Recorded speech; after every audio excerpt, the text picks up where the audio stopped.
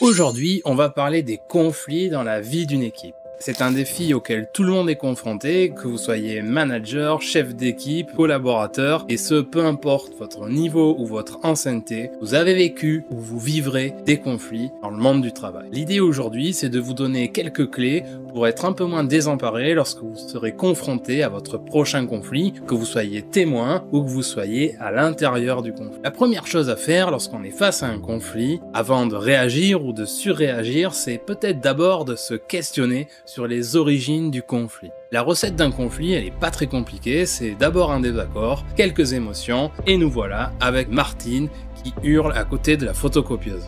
Il peut y avoir plusieurs sources de désaccord à l'origine d'un conflit, que ce soit une différence dans la façon de travailler, des tensions entre collègues, ou même parfois des situations personnelles qui peuvent affecter le comportement sur le lieu de travail. Alors pour bien gérer ces situations, l'idéal est d'arriver à cerner l'origine des tensions. Dans un conflit, il y a toujours deux parties. Chacun veut défendre son intérêt, et c'est ici que vient la zone de friction. Et si chaque partie fait la sourde oreille et n'écoute pas les intérêts de l'autre ou ce que l'autre essaye de lui communiquer, le conflit éclate. Il est important de comprendre que lorsqu'un conflit apparaît, il y a un facteur émotionnel à ne jamais négliger.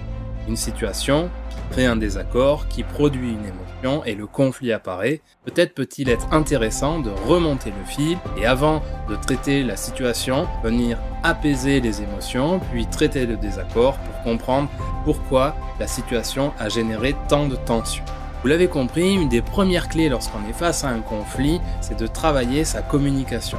Et par communication, on entend l'écoute et le dialogue. Passer en mode écoute active lorsque vous êtes face à un conflit peut permettre à l'interlocuteur en face de vous de redescendre en température, diminuer sa charge émotionnelle en évacuant. Sous le coup de l'émotion, votre interlocuteur peut avoir des mots peut-être difficiles, voire même déplacés, mais ce ne sera pas le moment pour vous d'intervenir. Votre objectif premier est de diminuer la charge émotionnelle.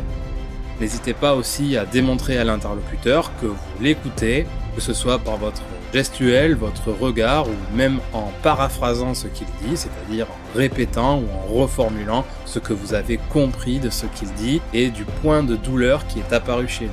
Même si vous devez adapter votre communication et passer en mode écoute pour diminuer la charge émotionnelle et comprendre réellement quelle est la source du conflit, il est important que vous fixiez des limites claires. Le simple fait de savoir que des limites existent peut parfois inciter une personne difficile à ajuster son comportement face à une situation sur laquelle elle éprouve un désaccord. On a parlé de la charge émotionnelle et de l'importance de créer un environnement où les limites sont clairement établies et comprises par tout le monde. Il y a une chose importante lorsqu'on est face à un conflit, c'est de comprendre que le temps ne joue pas en notre faveur. Un conflit tire sa source d'un désaccord. Et parfois, les désaccords à l'origine des conflits sont minimes. Cependant, personne n'est intervenu, que ce soit par manque de courage ou par erreur de priorisation. Le conflit se nourrit et de l'émotion et du temps qui passe.